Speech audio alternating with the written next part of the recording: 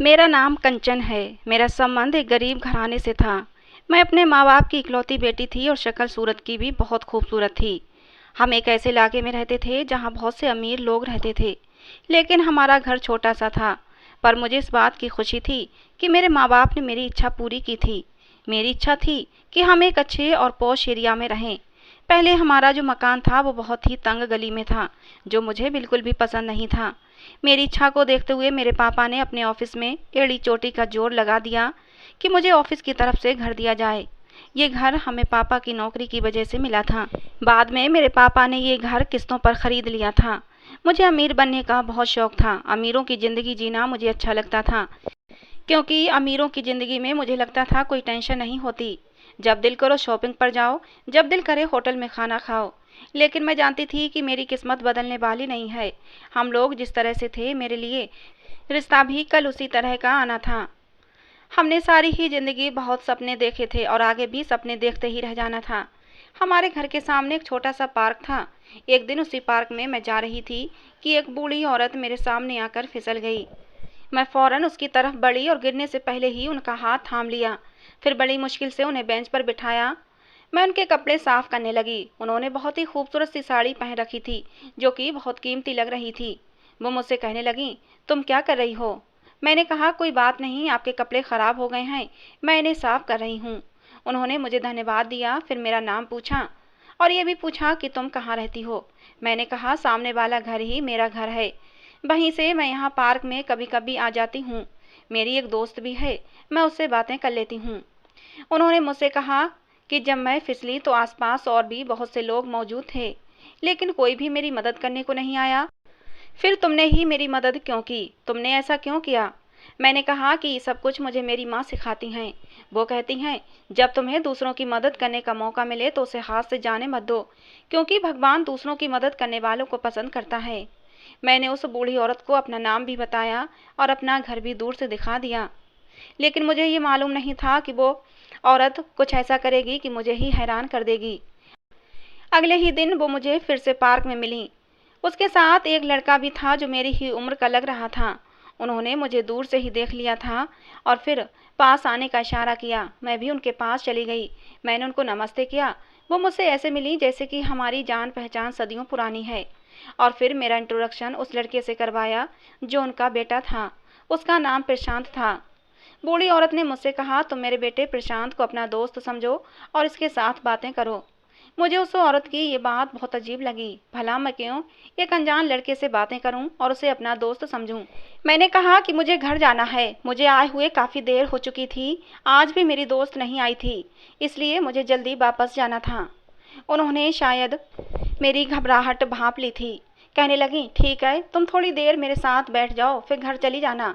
फिर वो बूढ़ी औरत मुस्कुराकर मुझसे कहने लगी, तुम जानती हो, तुम्हें भगवान बहुत बड़े पुण्य करने का मौका देने वाला है। मैंने कहा, ऐसा कैसे हो सकता है और आपको कैसे पता कि मुझे पुण्य करने का मौका मिलेगा और वो पुण्य काम क्या होगा? मैं भी उनसे एक ही बार में ढेरों सवाल कर चुकी थी। वो बोली, ये पुण्य बहुत बड़ा है, तुम्हें इसका फल भी बहुत बड़ा मिलेगा, लेकिन तुम्हें इसके लिए मजबूत होना पड़ेगा, बहुत चालाक होना पड़ेगा। बताओ, क्या तुम ऐसा कर सकती हो? मैंने कहा, मुझे आपकी बातों की बिल्कुल भी समझ नहीं आ रही कि आप आखिर कहना क्या चाहती हैं। आप जो भी कहना चाहती हैं प्लीज़ साफ साफ और विस्तार में बताएं। मैं वादा करती हूँ कि मैं अपनी तरफ से पूरी कोशिश करूँगी। उन्होंने कहा कि मैं तुम्हें ज़रूर बताऊँगी, लेकिन अभी नहीं।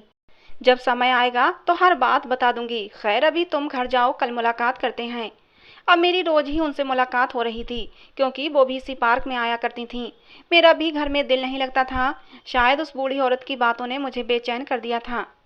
फिर एक दिन वो बूढ़ी औरत मेरे घर आ गई। मैंने उन्हें देखा, उन्हें नमस्ते किया और उनकी तरफ जाने लगी, मगर मेरी माँ ने मेरा रास्ता रोक लिया और कहा कि बेटी, क्या कर रही हो? ऐसे मुंह उठाकर अंदर जा रही हो? जाओ, जाकर पहले तैयार हो।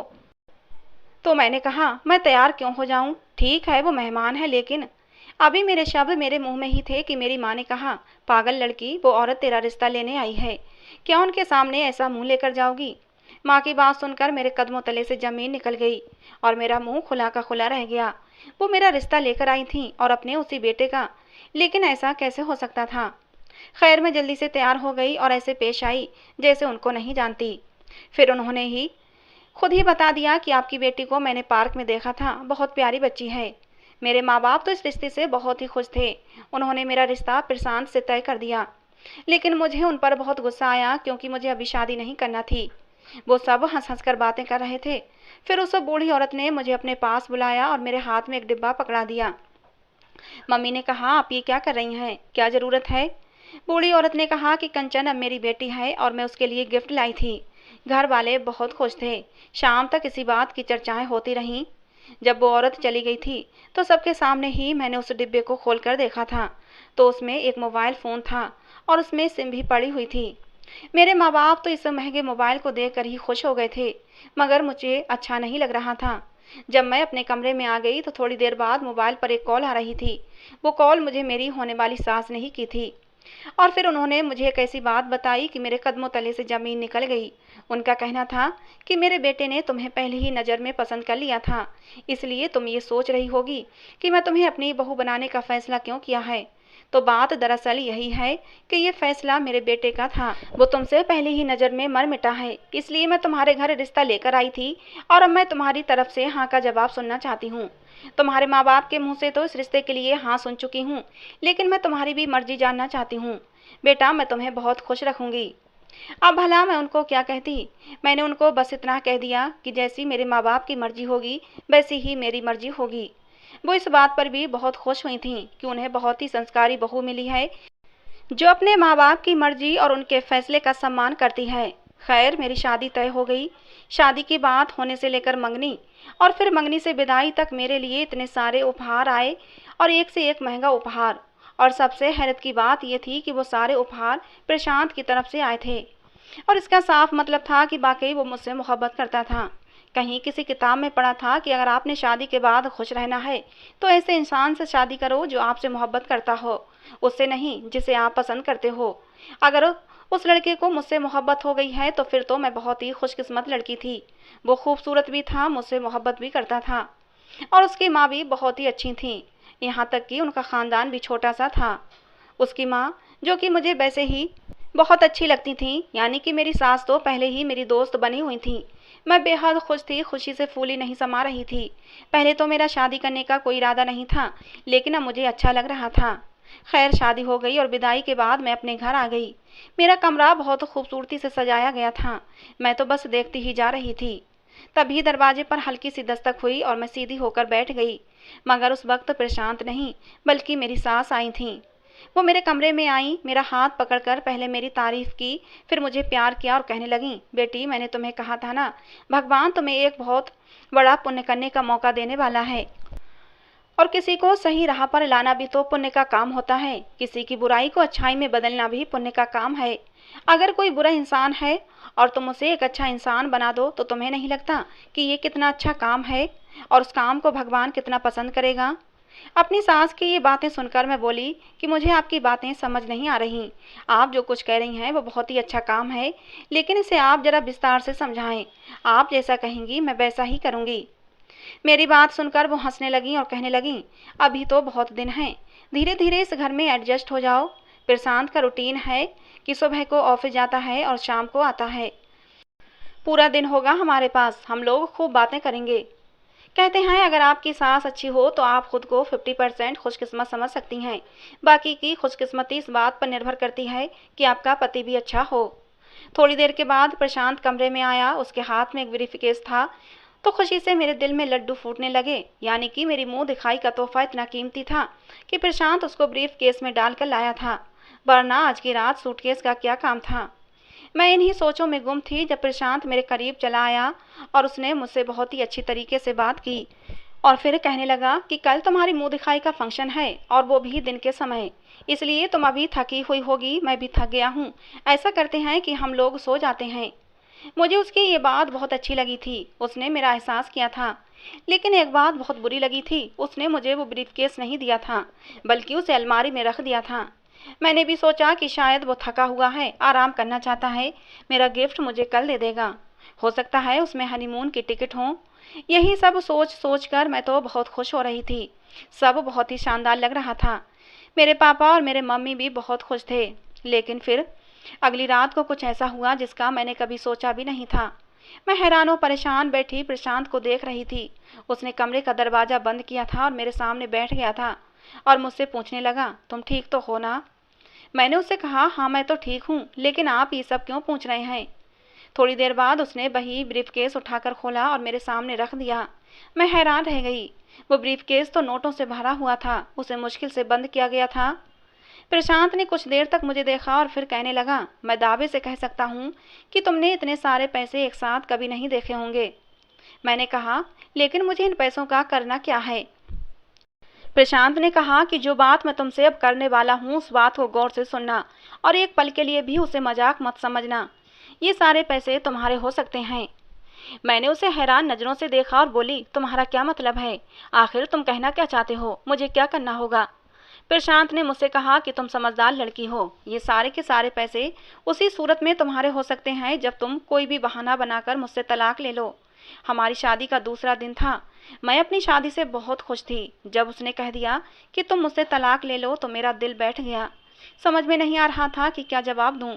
वो पहले ही कह चुका था कि इस बात को मजाक में मत समझना। मैंने उससे पूछा कि तुम ये सब क्या कह रहे हो? क्या तुम मुझसे खुश नहीं हो? तुमने तो मुझसे पसंद की शादी की है। तुम तो मेरे लिए दीवाने थे, रोज मेरे लिए गिफ्ट भेजा करते थे। अगर तुमने मुझसे शादी के दूसरे दिन यही कहना था कि मैं तुमसे तलाक ले लूं, तो फिर तुमने मुझसे शादी ही क्यों की थी? मेरी बात सुनकर प्रशांत कहने लगा कि मैंने तुम्हें कोई गिफ्ट नहीं भेजा था, बल्कि मैंने तो तुम्हें पसंद भी नहीं किया था। उल्टा तुमने मुझे पसंद किया था और तुम मुझे गिफ्ट भेजा करती थीं। प्रशांत की बातें सुनकर मैं तो पागल हो रही थी, क्योंकि मैंने कभी प्रशांत को कोई गिफ्ट नहीं भेजा था। मेरे पास तो गिफ्ट खरीदने के भी पैसे नहीं थे। ऐसा लग रहा था जैसे कोई मेरे साथ खेल खेल रहा है। पर ऐसा कैसे हो सकता है? प्रशांत ने कहा, देखो मेरी बात गौर से सुनो। अगर तुम मुझसे तलाक ले लो तो ये 50 लाख तुम्हारे हो सकते हैं, लेकिन तुम्हें इसके बदले मुझे तलाक देनी ही होगी। लेकिन तुम्हें इसके बदले मुझे तलाक लेनी होगी, वो भी सबके सामने। और मैं ऐसा क्यों कर रहा हूँ ये बाद में तुम्हें बता दूंगा, लेकिन अभी मुझसे ये बात मत पूछना, क्योंकि अभी मैं तुम्हें कुछ नहीं बता सकता। और अगर तुमने मेरी बात न मानी तो मैं किसी भी तरह तुमसे जान तो छुड़ा लूंगा। तो भलाई इसी में है कि तुम मेरी बात मान जाओ। इस तरह 50 लाख की मोटी रकम भी तुम्हारे हाथ आ जाएगी। प्रशांत की बातें सुनकर मैंने कहा कि मैं सोचकर बताऊंगी, क्योंकि फिलहाल तो मेरा दिमाग काम ही नहीं कर रहा था। मैंने प्रशांत से 5 दिन का समय ले लिया। प्रशांत कहने लगा, ये बात हम पति पत्नी के बीच ही रहनी चाहिए। मैं उसकी बात पर हंसी थी और कहा कि मुझे तलाक की बातें कर रहे हो, मेरी जिंदगी उजाड़ने की बातें कर रहे हो और कहते हो कि मैं किसी को भी ना बताऊं। मेरी आंखों में आंसू आ गए थे, क्योंकि मेरा दिल बहुत ज्यादा दुख गया था। उसने कहा कि मैं तुम्हारी जिंदगी बर्बाद नहीं करना चाहता, इसीलिए तो मैं तुमसे अलग होना चाहता हूँ। इसे तुम जो मर्जी समझो, लेकिन मैं भी मजबूर हूँ। पूरी रात मुझे नींद नहीं आई थी। अगले दिन भी यही सोचती रही कि प्रशांत ने ऐसा क्यों कहा। अगर उसने मुझे गिफ्ट नहीं भेजे तो फिर किसने भेजे थे? बल्कि वो तो कह रहा था कि मैं भी उसे गिफ्ट भेजती थी, और ये भी कह रहा था कि शादी से पहले मैंने उसे पसंद किया था, और अब तलाक लेने की बात कर रहा था। अगर वो चाहता तो 1 सेकंड में ही मुझे तलाक दे देता। तलाक देने का हक उसे भी है। फिर वो मुझे इतनी बड़ी रकम क्यों दे रहा था? इन पैसों से मैं अपने लिए बहुत कुछ कर सकती थी। मैं इस रिश्तेदारी और शादी को भी भूल सकती थी, क्योंकि शादी तो मैं शुरू से ही नहीं करना चाहती थी। और फिर अब तक मैं हर चीज को तरस तरस कर जिंदगी गुजार रही थी। शुरू से ही मेरा एक सपना था कि मैं भी अमीरों की जिंदगी गुजारूं, और जब मुझे इतनी दौलत मिल रही थी तो क्यों ना मैं इसे तलाक लेकर आराम से जिंदगी गुजारती। मगर मैं अपनी इस दिल का क्या करती जो अब प्रशांत के नाम से धड़कने लगा था। मेरे आंखों से आंसू बह रहे थे। मैं प्रशांत से अलग होना नहीं चाहती थी। मेरा दिमाग उस समय किसी मशीन की तरह चल रहा था। लेकिन प्रशांत ऐसा क्यों चाहता था कि मैं उससे तलाक ले लूं? इस तरह तो उसकी बदनामी होगी। जाहिर है जब मैं उससे तलाक मांगती तो फिर उसका कोई कारण भी बताना पड़ता। सारे खानदान वाले और घर वाले मेरे पीछे पड़ जाएंगे। अगर मैं ये सब करके प्रशांत का नाम भी बदनाम करवाती तो अपने आप को भी सबके सामने बदनाम करवाती। तो मुझे पैसों से भी क्या खुशी मिलनी थी? मुझे कुछ भी समझ नहीं आ रहा था कि मैं क्या करूं। प्रशांत ने यह भी कहा था कि ये बात किसी को मत बताना, पर यह छुपाने वाली बात तो नहीं थी। लेकिन अभी तक मैंने ये बात सबसे छुपा ली थी। तीसरे दिन मैंने बहुत मजबूर होकर ये बात अपनी सास को बता दी। वो भी इसलिए क्योंकि उन्होंने मुझे रोते हुए देख लिया था। मुझे रोता देखकर वो बुरी तरह से तड़प उठी थीं कि मेरी नई नवेली बहू इस तरह क्यों रो रही है। उन्होंने मुझे अपनी कसम दी तब जाकर मैंने उनको सब बता दिया। वो अपना सर पकड़कर एक तरफ को बैठ गईं और फिर मुझे कुछ ऐसा बताया कि मैं हैरान रह गई। और फिर वो समय भी आ गया जब मेरे पति से मांगा हुआ समय खत्म हो गया था। रात के समय प्रशांत कमरे में आया। इससे पहले प्रशांत ने कमरे में कदम भी नहीं रखा था। बस अपनी माँ के सामने मुझे बुलाता था, वो भी ऐसे जैसे मेरा दीवाना हो और मुझसे कितनी मोहब्बत करता हो।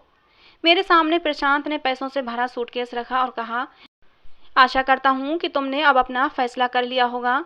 तो फिर समय बर्बाद करने के लिए मेरे पास बिल्कुल भी समय नहीं है। अब कोई ड्रामा मत करना, जो मैंने तुम्हें कहा है बस वो करो और बताओ तुम ये सब कैसे करोगी।